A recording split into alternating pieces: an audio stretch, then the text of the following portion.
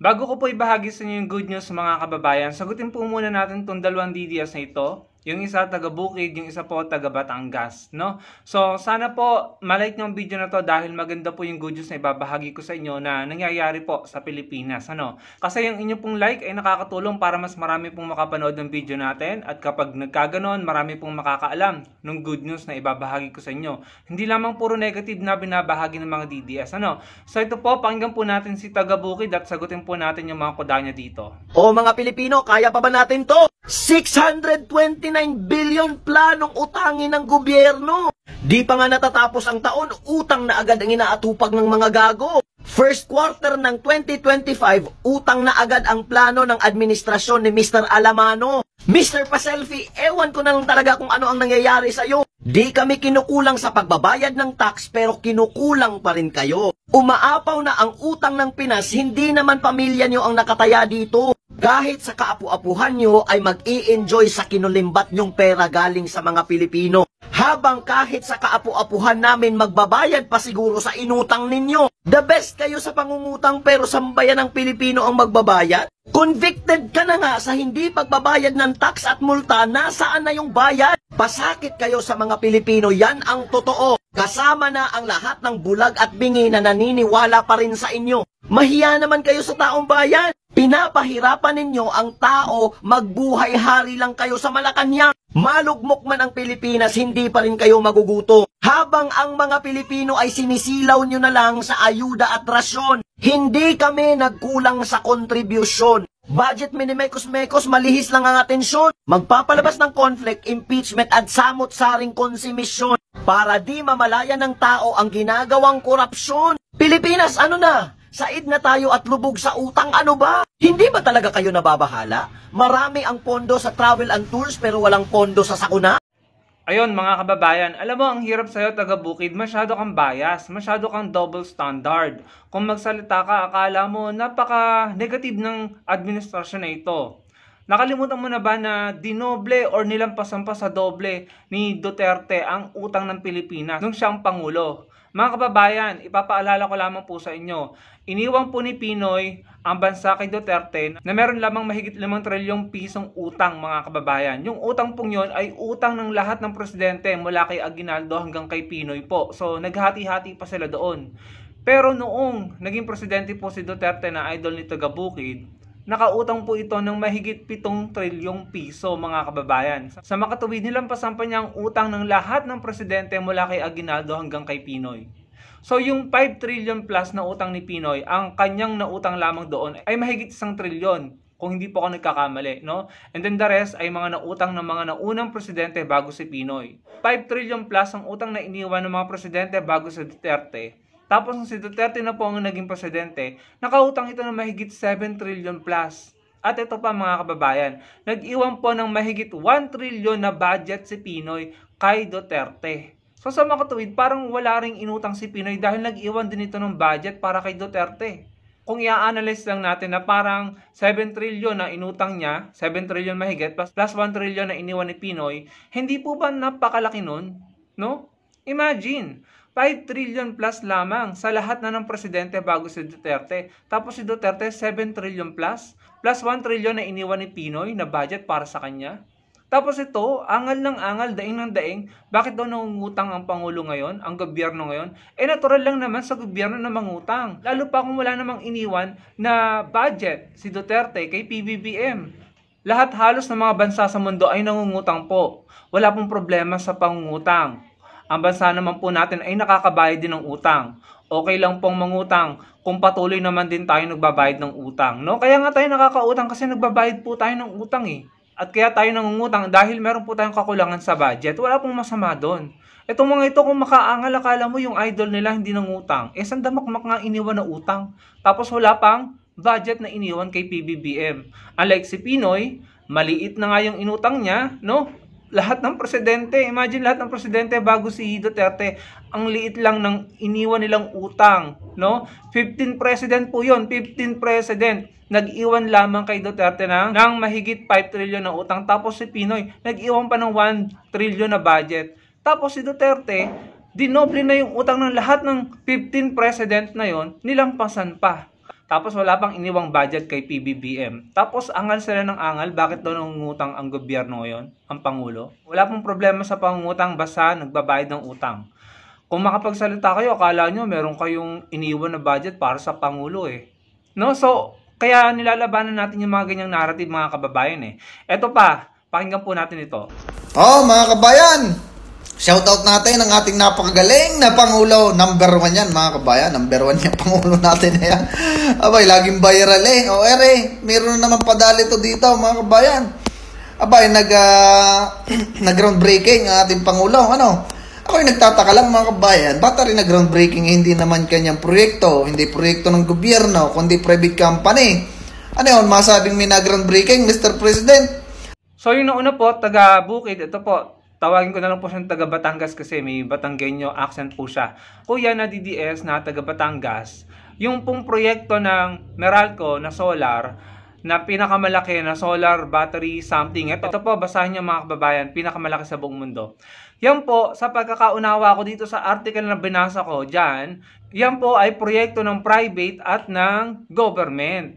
Public-private partnership po. Kasi ito naman, sinabi din naman ito ng Pangulong Bongbong Marcos, na kapag siya nanalo, yung kanyang Build Better More, i-adapt yung PPP ni Pinoy. Private-public partnership. Sa mga katuwid, hindi lamang gobyerno ang gagastos, pati na rin mga pribadong korporasyon at kumpanya. Kaya si PBBM po nag-inaugurate niyan. Sa palagi mo, Kuyang DDS na taga Batangas, sa palagi mo, papayag ang Meralco na i-inaugurate yan ng Pangulo kung wala namang ambag ang gobyerno dito?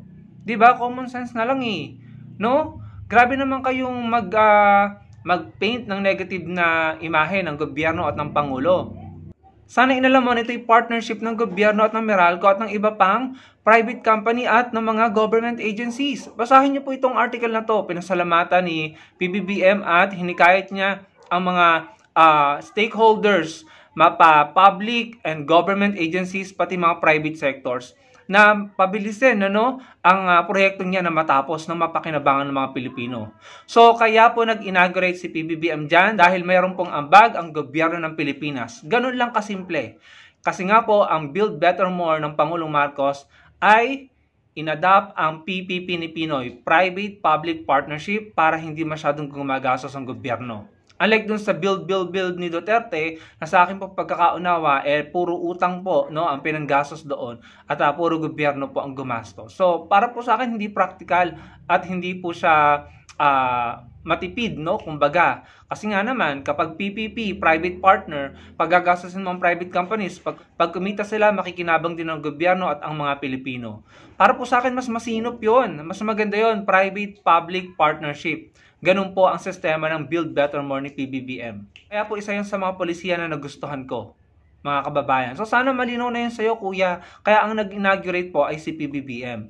Ito po yung good news na gusto kong ibahagi sa inyo na hindi po binabalita ng mga DDS. Kaya sana po malike nyo ang video para marami pong makaalam. Humahataw po ang ekonomiya ng Pilipinas. Ito po mga kababayan.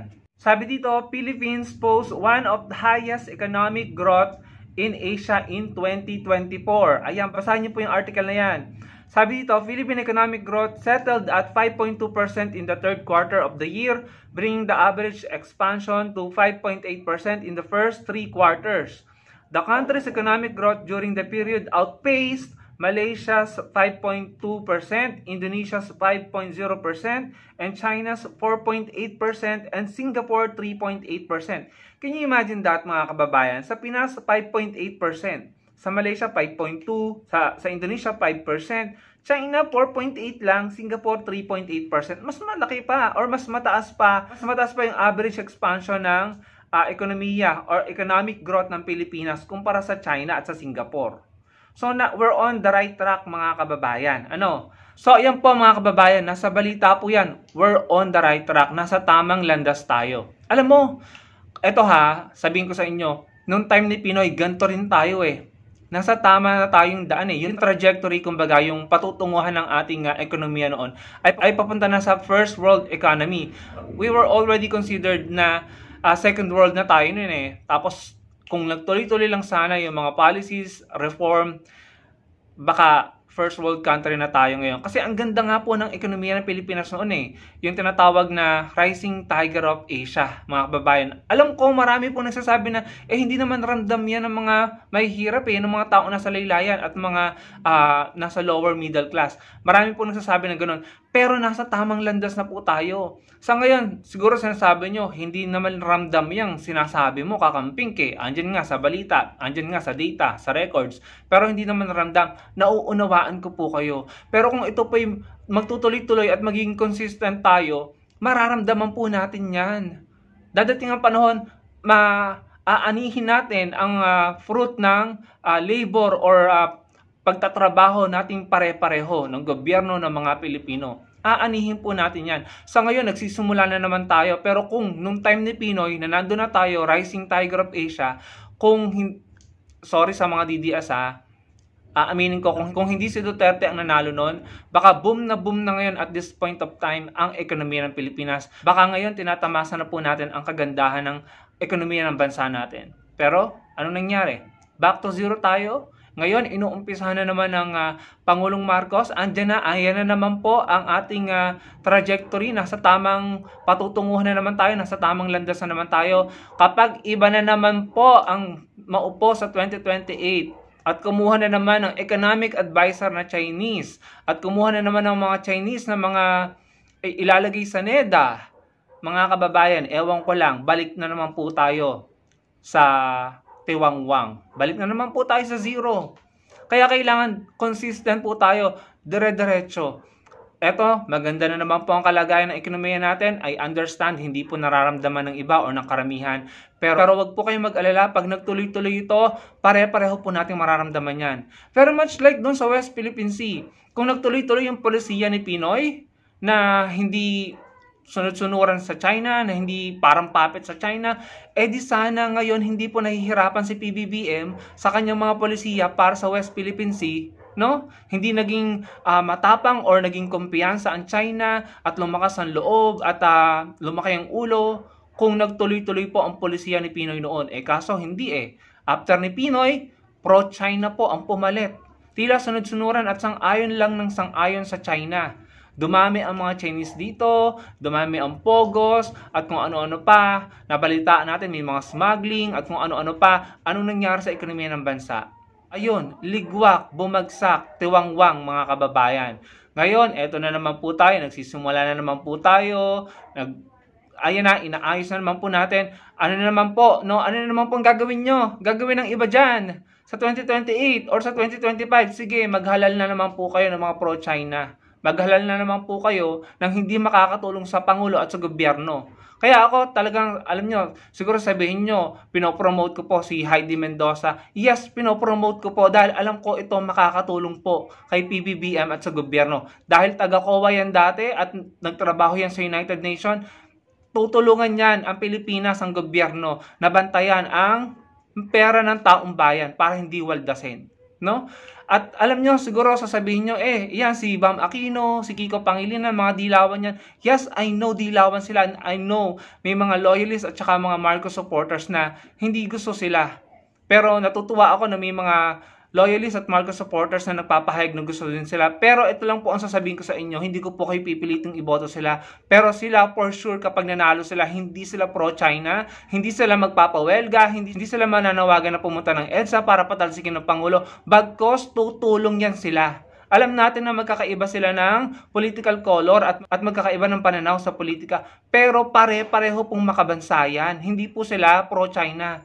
Si PBBM, ang mga dilawan, si Bam Aquino, si Kiko Pangilinan, si Heidi Mendoza, at iba pa, sila Senator De Lima sa Congress, sa party list nila, ML party list, no? Yan po, kahit pa magkakaiba yan ng kanilang pananaw or stand sa politika, pare-pareho po silang makabayan. Kaya mag-ingat po kayo. Kung kayo po ay magluluklok, no? ng pro-China or mga nagpapanggap na maka-Pilipino, na maka-administrasyon, pero in reality, low-key DDS at mga poprotektahan lamang ang mga Duterte. Kapag nagluklok po kayo ng mga ganon, good luck po sa atin. Baka back to zero na naman po tayo sa 2028. Masasayang po ang pinaghirapan ng kasalukuyang Pangulo, ng kasalukuyang administrasyon. So, good news po, gumaganda ang ekonomiya. Kailangan lang po natin maging consistent, mararamdaman po natin ito pare-pareho. Tulungan po natin ang gobyerno, tulungan po natin ang bansa at ang kapwa Pilipino. Magluklok po tayo ng tutulong sa gobyerno, sa Pangulo, kahit magkakaiba po sila ng political color. Wala pong masama doon. Basta wag lang pong pro-China. Basta wag lamang DDS na mga Duterte camp lamang ang poprotektahan at interest lamang ang kanilang i-advance at yung magiging pro-China at magiging sunod-sunuran sa China, wag lang pong ganon mga kababayan, pakiusap. Yun lamang mga kababayan, maraming pong salamat sa panonood. Patuloy po nating ibabahagi ang good news para malabanan po natin ang bad news na ikinakalat ng mga DDS. Lalaban po tayo. Maraming pong salamat sa panonood, mag-comment po kayo at sana po i-like nyo ang video para maraming makakita at magkita-kita po tayo sa susunod kong video. Salamat po.